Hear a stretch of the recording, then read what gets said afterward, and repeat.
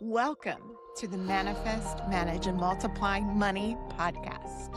I'm Audrey Faust, the Manifesting CFO, and I'm your host.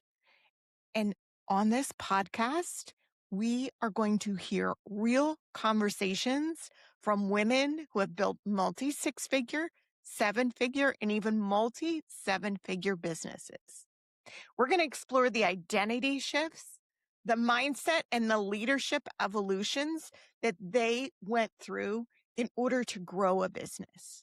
You know, the things that nobody talks about, because building wealth isn't only about strategy, it's about the mindset and the woman you have to become in order to do this. Now, let's dive in. I am so excited to be interviewing multi six-figure CEO Louisa Havers today. Louisa Havers is a globally recognized wealth energetics expert, which I love, dedicated to empowering founders and CEOs to break free from their income ceilings and achieve extraordinary financial results. That's my language. As the creator of the Helix Method and a master Akashic record channel, she has guided over 10,000 entrepreneurs to achieve rapid, sustainable growth by mastering the subtle yet powerful forces of energy. I am so excited to talk to you about this today, Louisa. But first, can you just tell our audience a little bit about what you do and what you love about what you do? It's so interesting. Oh, thank you so much, Audrey. Thank you for having me. And I love what I do. So we've been running my company it's 10 years now, which blows my mind. And life before this looked very different. I used to be a senior manager in social services and commissioning services, helping people with domestic abuse, sexual abuse, and all of those kinds of aspects of society. And then I pulled the plug on that. I was like, right, I'm going to go and run my own business. And the key thing that I took with me from that was coaching, because I've been coaching in the workplace and helping people to get promoted and doing all of that stuff. Because interestingly, just as an aside, because I know you're passionate around helping women, I was one of the senior managers in a predominantly female workforce, and most of the senior managers were men. Which Yeah. it just blows my mind how that kind of setup can happen in an environment where the majority of the workforce are women. Anyway, so It's segueing not in, uncommon. I've done a it's lot of research, especially in my field in accounting. Like, there's more CFO men than there are women, but right below that controller level and below, it's more women. So, anyway, go ahead. It's extraordinary, isn't it? Yeah, so I Yes. loved helping people. So people coming to me think because they see a young, at that time, not anymore, but at that time I was a younger senior manager and female, and people would be coming to me, asking me how to get promoted and to really fulfill their passions. And for me, that's always been the key aspect, is I want to help people fulfill their purpose on this planet. Yeah. And to be able to do that in a way without feeling stressed and their nervous system burning out.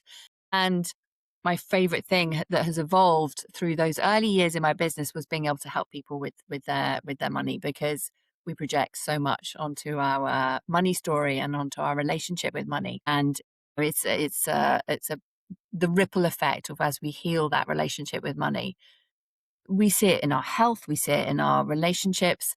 And so it really does have, I see a ripple effect across all aspects of our life, so that we can claim more of life. 100%. You mentioned around the Helix Method and Akashic Records. So the Yeah. Helix Method is a modality that I created that evolved out of the way I was working through, the training and my background in psychology. And so for those of you thinking, what is the Helix Method? Think of it as a modality for energy psychology and Akashic Records, which is working with energy and our identity and psychology. So it brings the two together, which for me is really important. So I bring that aspect of myself. I work very, very intuitively. I feel energy. And people might also use the language psychic. And so I bring that along with my business expertise as well. Fantastic. And Akashic records, I know what they are. I've dove into mine, but our audience might be beginners. They might not understand what they are. Could you just give them a little bit about the Akashic records? Yes, absolutely. So the Akashic records, think of this as the blueprint of your soul that you come into this life with, and it is part of your energy field. I think so often there is a real mystery around them, but you and your energy field around you, or your human Wi-Fi, is all part of your Akashic record. So each person has an Akashic record, and then the planet, as it were, has an Akashic record as well. So Akashic just means ether. And so it's the Okay. energetic imprint of all thoughts, beliefs, emotions, and experiences that you have had in across your soul's lifetime that you bring into your energy field. Fascinating. That's exciting. And I love what you said, your human Wi-Fi. I've never heard that before. It made me chuckle. And I'm so about the energy as well. It just changes so much. You mentioned though about income ceilings, like hitting an income ceiling. Did you hit an income ceiling along the way? Can you talk a little bit about that and what that means even? Oh, absolutely. So income ceiling, and it will look different for everybody. And for the easiest way to explain it is that we will have a default set point in relation to the amount of money that we allow ourselves to experience. We actually have default set points around every aspect, whether that's love, health, and all the things. So Mm, if we are starting to grow our business, let's say we brought in a wonderful strategy and we're intending to scale down, we're going to go and hit that next level. And then for whatever reason we think as we're implementing this strategy, we keep kind of whatever strategy we're implementing, we keep having the same results. And it's because we've hit our default set point. And a great example that's just coming to mind that was one that it just blew my client's mind when she had hit her default set point. And so what had happened was she was implementing this new strategy, and she was having one month where she'd, have 70K in the month. And then the next month it would be like nothing. And then the next month it would be 20K, and then it would be 70K. And it was just like these roller coaster amounts. And she's like, what is going on? And one of the things I teach is how to do self muscle testing so that you can identify where your default set points are. So I was guiding her through a session, and we were working to find out where her default set point was, which was 330,000 and something or other. We got it right down to the amount. And she was like, and I said to her, so what was your annual income last year? And she was like, I don't know. But she'd already bought in this amount this year. So that was the thing. So we left the session, we'd expanded her default set point. And when she came back to me, she said, Lou, you're not going to believe what the amount is that I made last year. And it was exactly that amount, 333,000. And so what was happening for her in this reality, she was implementing the strategy that worked.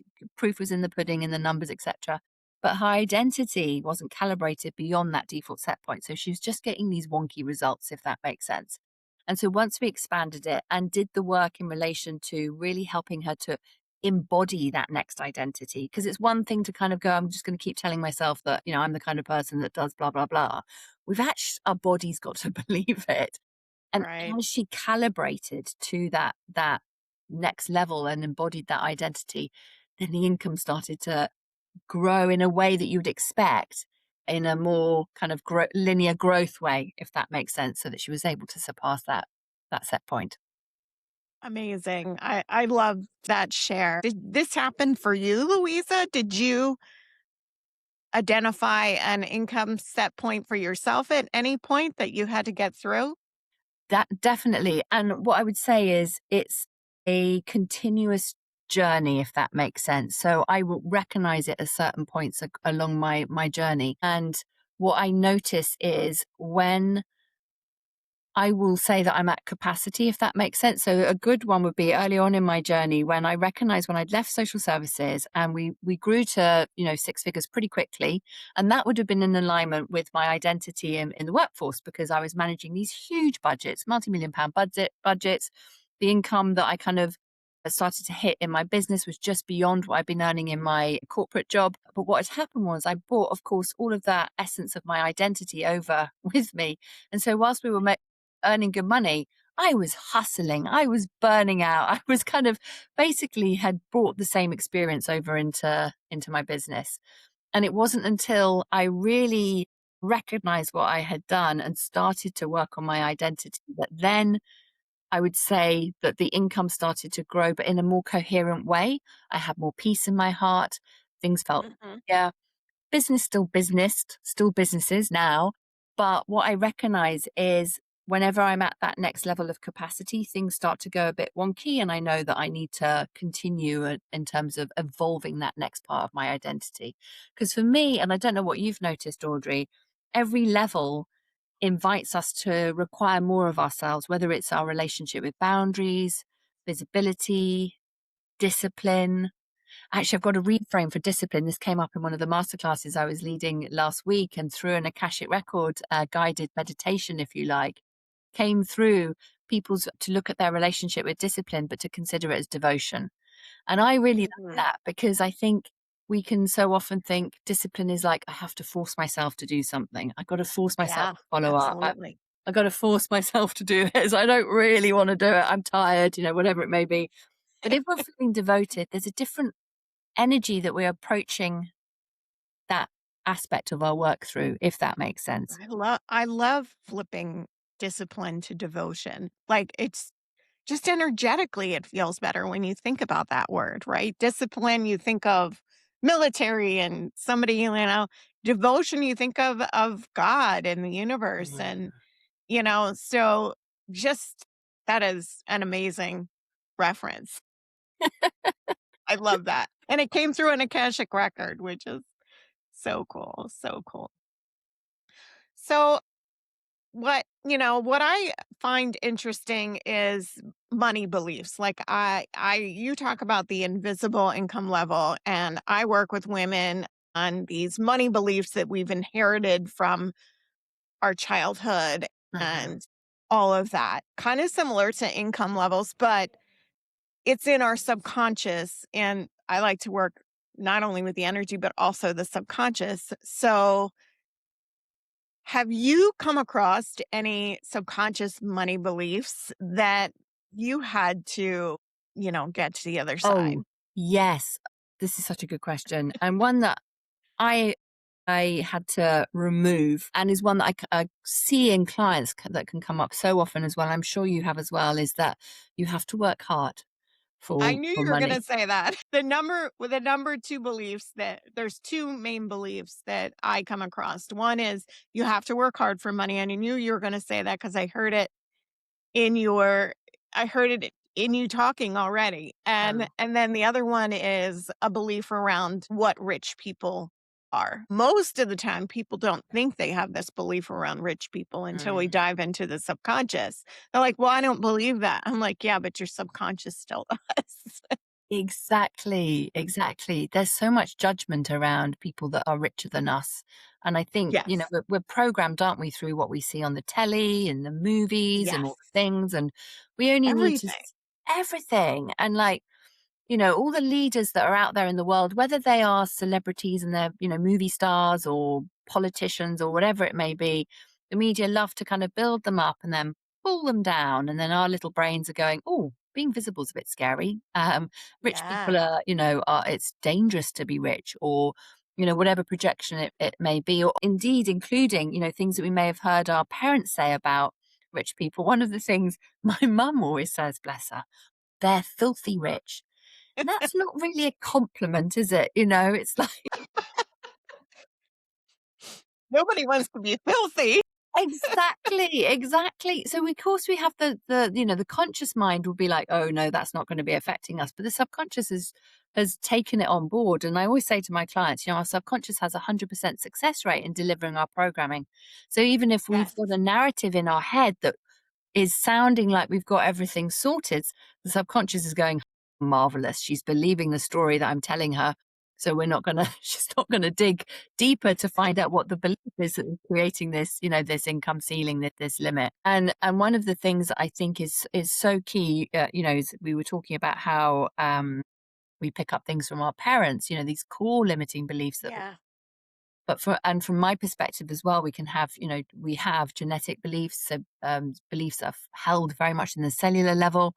I always say to my clients, core beliefs, so energetically, because of course that's my language, is you Right. when we're doing the muscle testing, you'll feel them across your forehead. If it's a core level, you'll feel it kind of like a pressure point inside your brain. If it's a genetic level, if it's like in the collective consciousness, i.e., most of the people in your culture are believing something or you're seeing something in society, you might feel a pressure across the back of your neck and your head. And then from a soul level belief, which is like across all aspects of your journey, you can feel it across your heart. And people really start to Mm. tune into this when they are working, because I work with them somatically and energetically. And it's fascinating where we can have one aspect of our consciousness saying, oh, I've done all the inner work. I no longer Yeah. believe that I have to work hard for money. I've got it all sorted. There may be another aspect of your consciousness that is still holding on to that genetic programming or the core programming and helping to keep things the same. 100%. And that is one I struggled with too, was working hard for money. And I, have probably more recently really gotten to the other side of that. I think it's taken me years Mhm. to get to the other side of that. So I love that so many women, especially entrepreneurs, like struggle with I have to work hard for money. So I Mm. love that you bring the energetics and the Akashic records and all this other things into that. That's amazing. And I think what can come in with this as well for women and is around boundaries and our relationship with boundaries and what we believe around boundaries that actually does have a direct impact on our relationship with money. So whilst it's not necessarily a money belief, it's going to have an impact on our money, whether it's around boundaries to do with the prices that we set up our business and payment plans that we offer and or the time that we give people in our service. That's so that then has an impact on whether we are exhausted at the end of the day because we've kind of overgiven, if that makes sense, and so then that will have a knock-on impact on our experience with money. That's funny. I love that you bring up boundaries because I had something that was very interesting happen to me yesterday on which was Sunday. Um, those of you listening to this won't know what day we're talking about because Yeah. it's recorded. So I'm literally like sitting on the beach. It's Sunday, and I had signed up for a program, and the for whatever reason, it was like 2 weeks ago. I didn't get any emails. I didn't get anything, and I'm like, something's off. And Mm, I had messaged them like the week before. I know them, so it wasn't like I was worried that mm, I know the coach, I know the program, and I was actually re-signing up for something. Like, I don't know what happened, but I haven't gotten anything yet. I'm like, mm. can you check on it? So I'm sitting, and because it's a coach I worked with directly a while ago, I'm sitting on the beach and her operations person and her, like in a group chat, messaged me on Sunday morning that says, we can't figure out or what. I don't even remember what the message was, to be honest. Like, but they were working on, I'm like, I literally set the boundary for her operations person was primarily the one that came. I said, "Mm, this isn't that urgent. It's Sunday. Let's enjoy our Sundays and we can deal with this next week." So Yeah. I was just like I was actually almost like proud of myself that I like set a boundary for somebody else, Mm. that wasn't able to set that boundary for them. Like, I don't want to deal with this on a Sunday. It's not that important. We're not an emergency service, are we? Yeah. But yeah, so not only do we set boundaries for ourselves, but, we can set boundaries for others. So, I think that's a gift because yeah, it invites people to really go, actually, I can let that go because we can all fall into those default patterns, can't we? And that's just working harder. It's another that it right. just looks different in different ways, isn't it? I'm going to work hard. I'm going to be, due diligence. I'm going to get this off my plate and I'm going to get it done because I'm a good person. Actually, you're just working really, really hard. Absolutely. Absolutely. It's interesting how often like women describe arriving differently once they like stopped pushing. So, and they started trusting. I mean, that was just a perfect example, right? So, you talk about mastering the forces that most people can't see. Where do you trust the timing more than the effort. And how did you get there? Oh, this is my life journey. This is brilliant, Audrey. I think so. One of the things that I teach within this, which has come from realizing where the breakthroughs have been, is helping people to understand their aspects of their consciousness. You've got your higher self consciousness, your conscious mind, and then the subconscious. And we might think that the conscious mind is running the show, subconscious is running the show with all the programming, hence the Oh, I 100% know. success rate. When we can move into a place where we are listening more to our higher self, or other people might call it the super consciousness or your soul, when we're able to kind of feel that energy and hear that voice, which is often like a whisper and much quieter than our conscious mind or our nervous system that might be kind of freaking out really loudly or whatever it might be doing.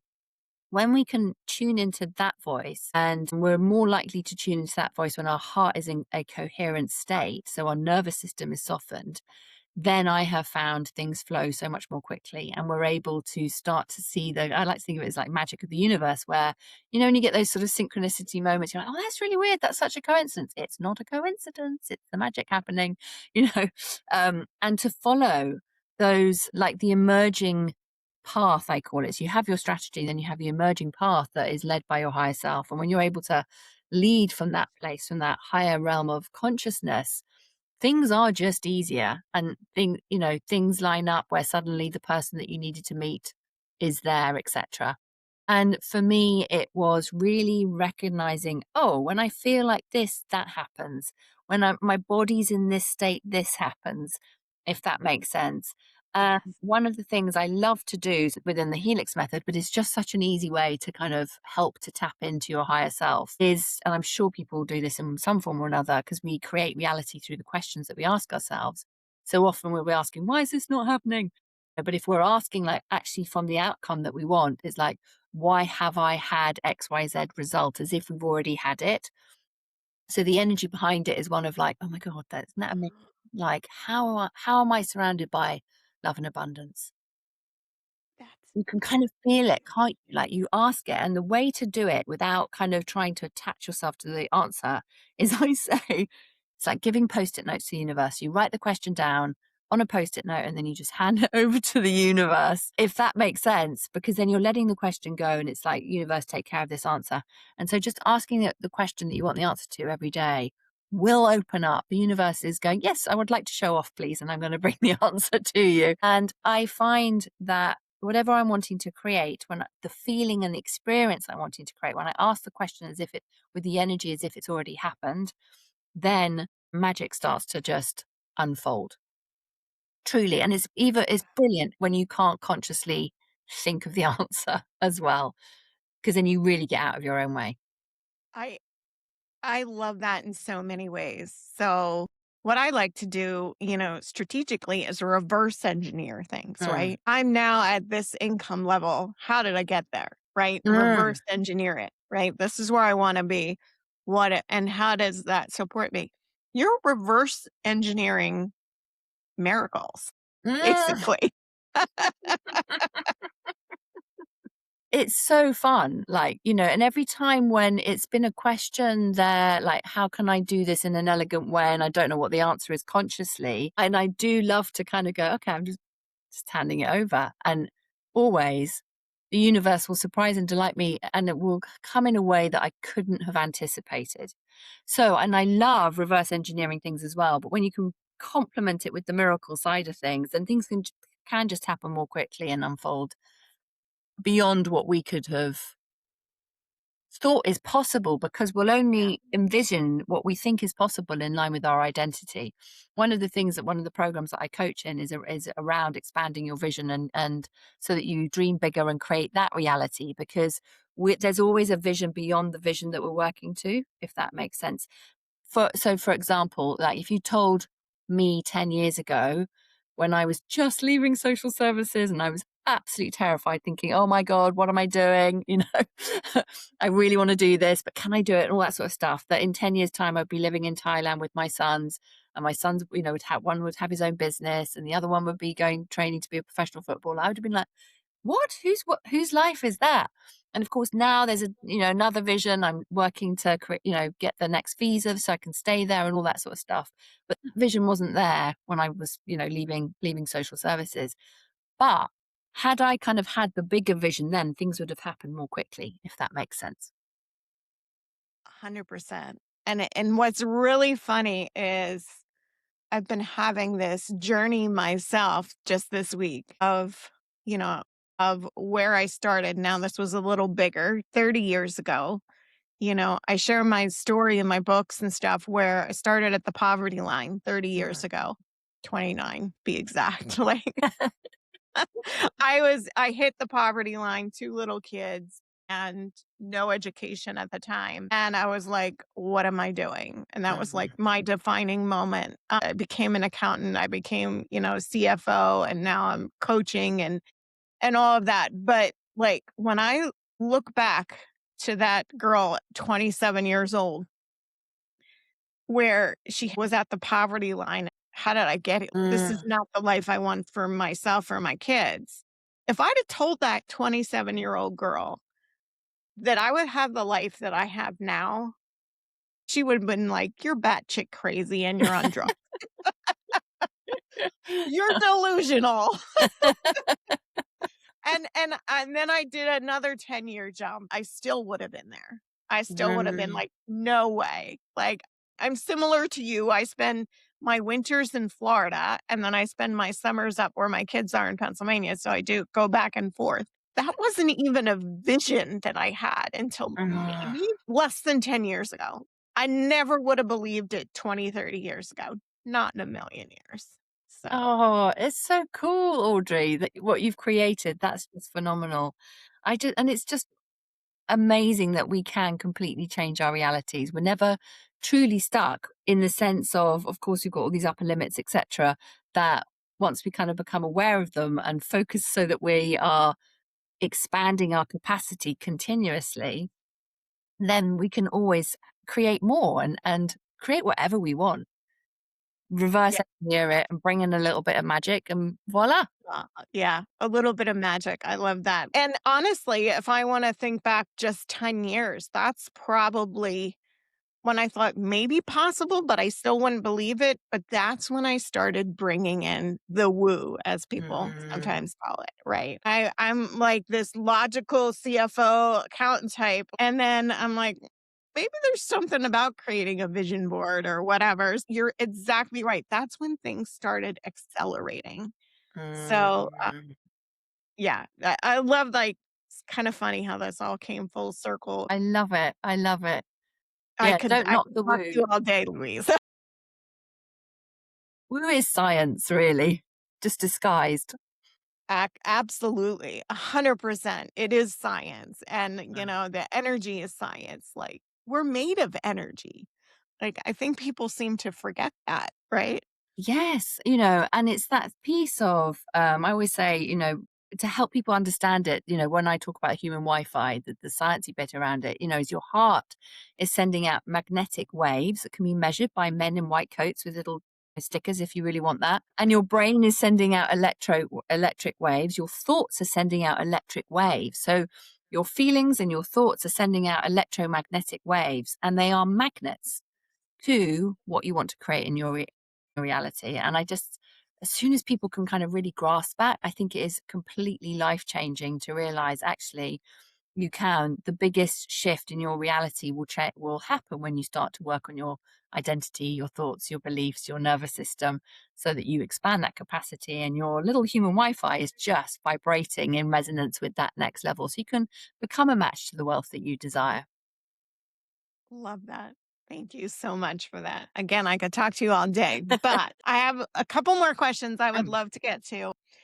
So, where have you on your journey yourself for the last few years, the last 10 years, looking back at your own journey, where did the inner work and the practical side of building your business grow together? Because I was going to say, yes, they have hugely, consistently grown together. I'm trying to think. I'd say, the moments where I have been beautifully failing forward have been huge growth spurts. Recognizing where I've listened to the subconscious narrative in my mind rather than my higher self, if that makes sense. And then being able to be in that space where leading in that coherence means I've made better choices and then have implemented strategies from a more coherent space, which has created the results that I desire. So the growth has happened then in two ways. We grow from failing and we grow from the success as well, I think, but it's just Oh, different ways. 100%. One's just a bit more painful. How have you failed in the past? Oh my God, so many ways. Hiring team members, I think, is a really expensive one. I don't know if Mm, that resonates. I'm trying to think when I was doing hiring sales team members to take on my sales calls. And this is a big one. So I share this because I hope that it will help other people as well. Where I was in a space, I was doing like 40 sales calls, like a month. I was just exhausted. So we were having the success, but I was like, this business model is kind of sucking a bit at the moment, and I need to bring on some team members to take this on because I am now frazzling myself. I've moved from coherence and now I'm hitting frazzle. And I was sold a yarn, let's put it that way. So I was frazzling, so my nervous system wasn't coherent, and I wanted to get something off my plate. I just wanted to get rid right. of it, if that makes sense. And it was that whenever we want to get rid of something and just like almost the energy is like just someone take it off me so that you feel the relief. That's the wrong energy to hire someone in. And so I hired two people that I was told had amazing skills, in sales, etc. And they were really aligned with our company, blah, blah, blah. Took them on board for, a trial session. And my mistake was hiring quickly and firing slowly. That was the wrong way Yeah, round. And I poured a lot into trying to train them to get them up to speed. And it would probably cost hundreds of thousands in trying to do that. And they weren't the right people for the job. But the beautiful lesson of that was I did recognize how I felt in that aspect. And I felt the same relief when I took it back off them because I was like, now I can, actually lead and deliver these sales calls in a way that's in alignment with me. are you still doing the sales calls? So do you know what? For years after that, I then changed my business model. So I was doing the sales calls and then changed my business model so that I was doing 5-day challenges and then selling direct to a sales page. And then I chat to people in DMs and did that for years. And then actually I'm bringing back more like connection calls, and I still do challenges and things like that, or free masterclasses and stuff, because I just love doing them. And the work that I do, it's very experiential. So it's a great way for people to get a taste of it, see if they love it, Right. love seeing that, the results that they get. And if they, want to continue the momentum they've created, then fantastic. And it's an easy way for them to say, yeah, that's for me. So the connection call might be just more like a 15-minute call, not a 40-minute. Let me just try and help you get through all your resistance and your objections to kind of see the vision that we were talking about. So I've changed my business model. I Model. think our business models evolve, don't they, over time with what we've got going on and all of that stuff. I think they go back and forth. It's funny that you changed from that and then back. I'm doing a similar type thing. So, Okay. well, at least for my one-on-one. So Yeah. yeah, And I um, think with one-on-one, like I want to speak to people before I'm going to work with them yeah. one-on-one. And so for me, that's no good having someone else in the company doing it. There'd have No, to be like a two-way. They may have an initial call and then we would have a call because, we want to make sure we're a match. aligned. Yes, Aligned on a 100%. personal level. Yeah, yeah. 100%. So you kind of mentioned a little bit about this already, but what part of your success still surprises you, Ooh, what part of my success still surprises me? or where you are today, like where you've landed in your life or your business? Yeah. Like you mentioned a little bit about your life and how it surprises you, the life that you're living with your son in Yes. Thailand. So I think maybe that's your business? Yeah, I think that's been the greatest gift actually from the personal level is, the impact on my sons and them being able to see the possibilities through me modeling how to run a business, and the highs and lows as it were, and the importance of money mindset. They've really taken that on board. I think from a business perspective, trying to think about surprises. For me, I think within my business is it's like delights in a way. I think it's a surprise and a delight in the sense of just being able to share. when clients are sharing what's happened in their lives. So often it'll be, oh, I forgot to tell you this. And you're like, oh my God. It's amazing. I know. Yes, exactly. And that's a joy. So even though you know how the magic kind of works and the science of it works, I feel surprised and delighted from my clients' results all the time. And that's why we're in the business, isn't it? It's for me, it's the 100%. impact that we're here to make, because that's the fulfillment part. 100%. I get more excited when my clients win than when I win, actually. Yes, exactly, exactly. So I love that. Okay, so you have a free gift for our audience, Louisa. Can you talk a little bit about what that is? Yes, so we have the frequency of expansion free guide for everybody, which will take you through the 6 principles of how you can expand your internal ceiling. And these principles will help you when you embody them to be able to expand your wealth ceiling and to lead from that higher self-consciousness that I was talking about, so that when you're asking the question and the energy behind the question is of one of awe and wonder, then that you're able to really partner and co-create with the universe, with God, whatever language resonates for you. So these 6 principles will help you to create and scale with your heart in coherence, rather than working harder, frazzling and burning out and doing all that stuff that, no one wants to do. Sounds fantastic.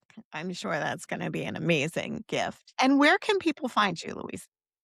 Oh, thank you. So I'm at louisahavers.com. I hang out on Facebook, YouTube. YouTube's been blowing up for me recently, which is fantastic. And we've just popped over onto Substack as well. So you can just use my name, Louisa Havers, and you will find me on platforms. Love that. Thank you. So, one last closing question that I ask everybody. If you could speak to a woman standing on the edge of her next level, what would you want her to know? That is so good. You have got everything within you to make it happen, because Yeah, you have. that's lovely. Well, thank you so much for being in here today. I just loved our conversation. So, I appreciate all the amazing wisdom that you shared with our audience. Oh, thank you for having me, Audrey. It's been wonderful. And thank you to everyone who's been listening and joining in on our conversation in this way. Thank you for listening to the Manifest, Manage, and Multiply Money podcast. If this conversation resonated with you, please share it with another woman who's building something meaningful. And if you are enjoying this podcast, I would greatly appreciate it if you left a review. Leaving a review can help more women discover these conversations. And until next time, keep manifesting, managing, and multiplying your money.